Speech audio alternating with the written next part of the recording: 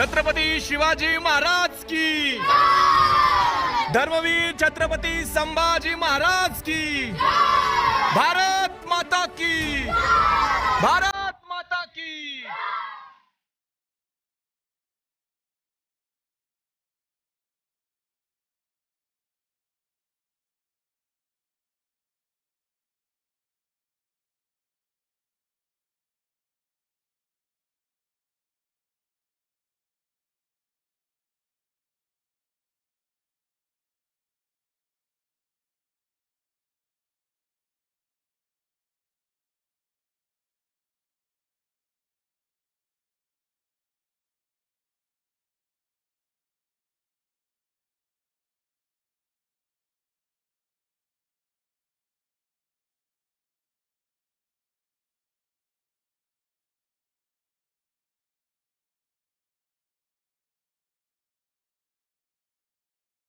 जय हिंद सनातनियों, स्वागत है आप सभी का अपने इस YouTube channel Ashutosh Jha thoughts के अंदर, जहां बात करते हैं सत्य सनातन की और हमारे हिंदुत्व इतिहास की।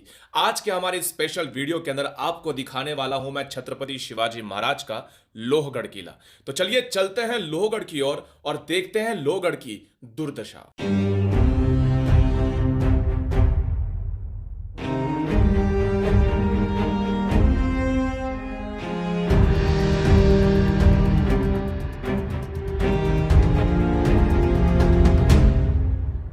लोहगढ़ किला पुणे से लगभग 50 किलोमीटर के अंतर पर रहने वाला यह ऐतिहासिक किला छत्रपति श्री शिवाजी महाराज के कालखंड में मावड़ों के लिए सेनापति का काम करता था।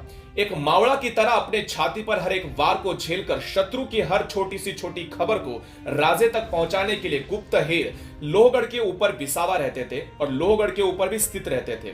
लोहगढ़ की स्थिति पिछले कुछ वर्षों में सुधार तो आ रही है, लेकिन जो आप लोग देखने वाले हो उसे देखने के पश्चात आप आश्चर्यचकित हो जाएंगे।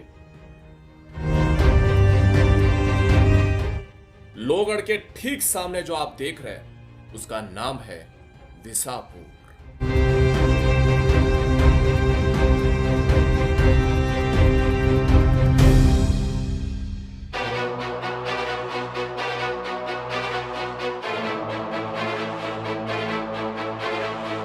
सनातन धर्म के अनुसार सर्वप्रथम पूजनीय देवता है गणेश जी।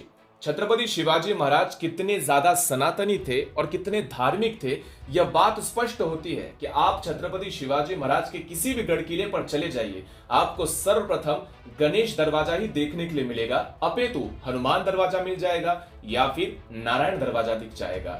छत्रपति शिवाजी महाराज सनातनी वीर योद्धा इसीलिए कहा जाते हैं क्योंकि वो अपने सनातन धर्म को सर्वोपरि रखा करते थे।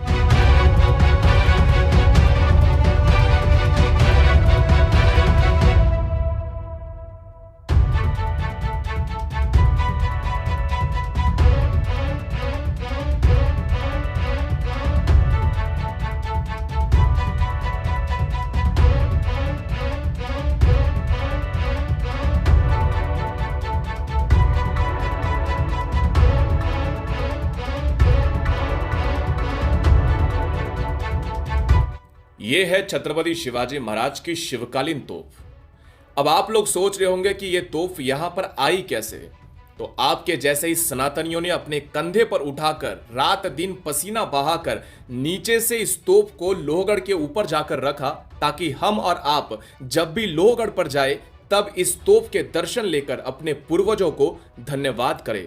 लेकिन आज कुछ लोग जाते हैं और इस तोप के ऊपर बैठकर फोटो खिंचवाते हैं।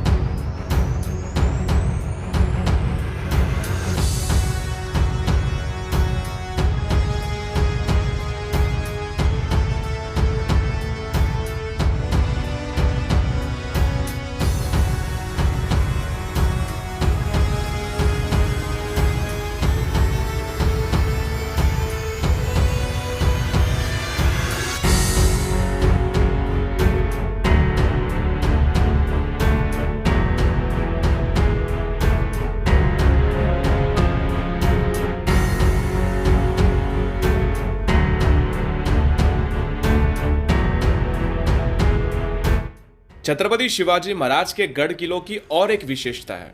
आप छत्रपति शिवाजी महाराज के किसी भी गढ़ किले पर चले जाइए, 12 महीने आप लोग को पीने का पानी मिल जाएगा। लेकिन आजकल के पढ़े लिखे युवा वर्ग जहां पर आते हैं, उसी पीने के पानी की टाकी के अंदर बिस्लरी की बोतल्स फेंक कर धन्यता मानते हैं। धन्य हो ऐसे लोगों का।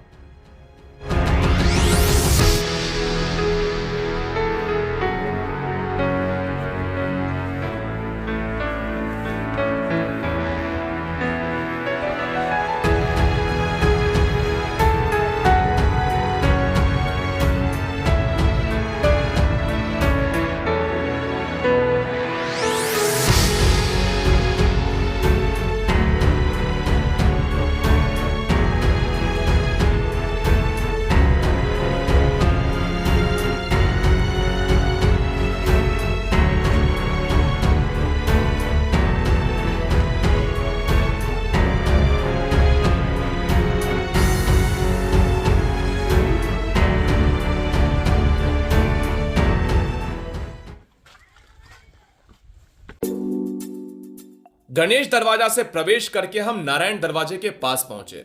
नारायण दरवाजे से प्रवेश करके हम हनुमान दरवाजे के पास पहुंचे और हनुमान दरवाजे से प्रवेश करते हुए हम लोहगढ़ पर पहुंचे।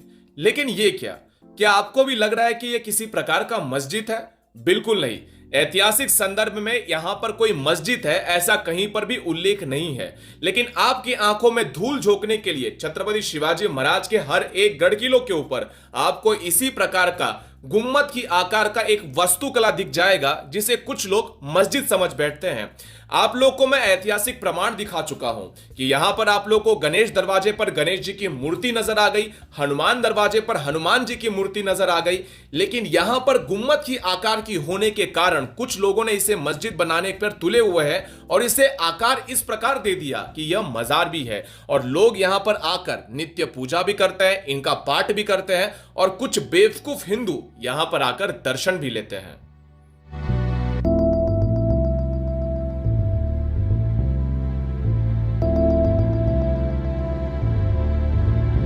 श्री शंभो शिवजातस्य मुद्रा गौरीव राजते यदंकस्य विनिलेखा वर्तते कस्य नोपरी। शंभू राजे की राजमुद्रा। छत्रपति शिवाजी महाराज कितने बड़े शिव भक्त थे ये आपको अलग से बताने की आवश्यकता नहीं, क्योंकि अगर आप लोग छत्रपति शिवाजी महाराज के किसी भी गढ़ किले पर जाओगे तो आप लोग को महादेव का मंदिर अवश्य देखने के लिए मिल जाएगा। और हां, और एक चीज मिलेगी, टूटे हुए नंदी महाराज। और ऐसा ही हाल लोहगढ़ के ऊपर नंदी महाराज के साथ किया गया है।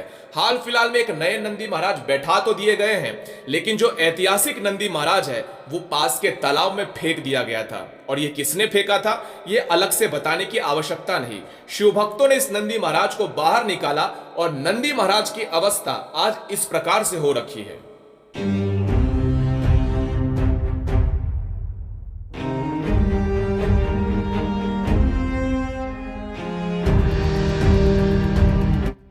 जय श्री राम सनातनियों। अभी जो आप लोग मेरे साथ देख रहे हो वो लोहगढ़ है।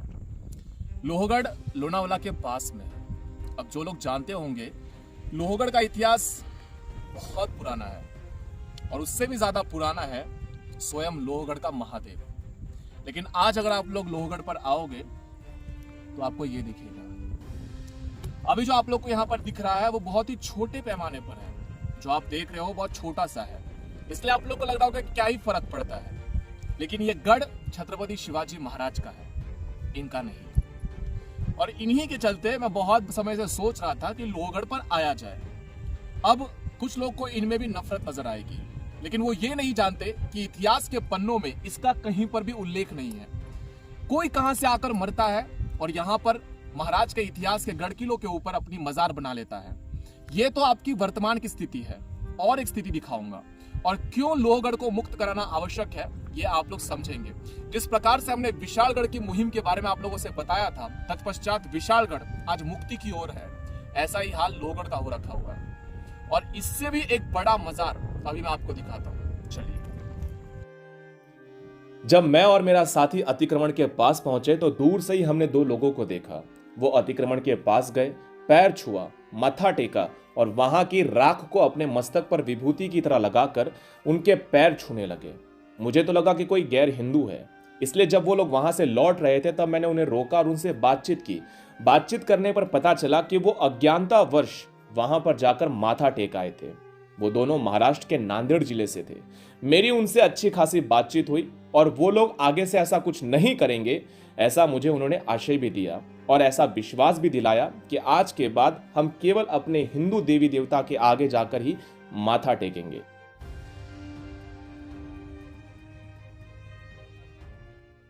तो अभी आप लोग ने जो ऊपर देखा था वो एक छोटा सा नमूना था। अब बहुत लोगों को इसके अंदर भी नफरत की बू आ रही होगी, लेकिन मैं आपको बताना चाहता हूं कि आपने जो ऊपर देखा वो बस एक छोटा सा ट्रेलर था। अतिक्रमण की शुरुआत कैसे होती है, इसी छोटे से ट्रेलर के साथ, और वो आकर बनता है इस प्रकार से कुछ बड़ा सा। और जब आप इस प्रकार से मजार देखते हो, हमें किसी मजार से या किसी की मस्जिद से हमें कोई लेना देना नहीं है, या हमें कोई भी उनसे परहेज नहीं है। आप लोग की भाषा में कहूं तो हमें दिक्कत बस इतनी सी है कि ये ऐतिहासिक स्थलों पर क्या कर रहे हैं। विशालगढ़ को जैसा हमने देखा था वो भी इसी प्रकार से धीरे धीरे बढ़ा था, लेकिन आज विशालगढ़ देखोगे तो पूरा का पूरा गांव बस चुका है। और आप लोग को लग रहा होगा कि ये मजार बसी है तो यहाँ पर कोई आता नहीं होगा, लेकिन लोग आते हैं। यहाँ पर उत्सव बनता है दिसंबर के महीने में, इसीलिए इस वीडियो को मैं बना रहा हूँ ताकि जनवरी में यहाँ पर जो उत्सव होने लग जाता है, यहाँ पर 3 दिन तक गढ़ को पूरी तरह से बंद करके रखा जाता है। बकरियां काटी जाती है, मुर्गियां काटी जाती है, और न जाने कितने लोग यहाँ पर आते हैं जो कि यहाँ के स्थानिक नहीं है। ये लोग आते हैं मुंबई से, और मुंबई से आकर पूरे गढ़ को बदबू से भर देते हैं। अब मुझे बताइए, क्या किसी भी धार्मिक स्थल के ऊपर, छत्रपति शिवाजी महाराज के गढ़ किलों के ऊपर इस प्रकार से मजार का अतिक्रमण हो जाना और इसके विरुद्ध में आवाज न उठाना, आज अगर इसके विरोध में आवाज नहीं उठाई गई तो आगे चलकर बहुत बड़ा जब ये बन जाएगा तब हम लोग छाती पीटने से कुछ नहीं होगा।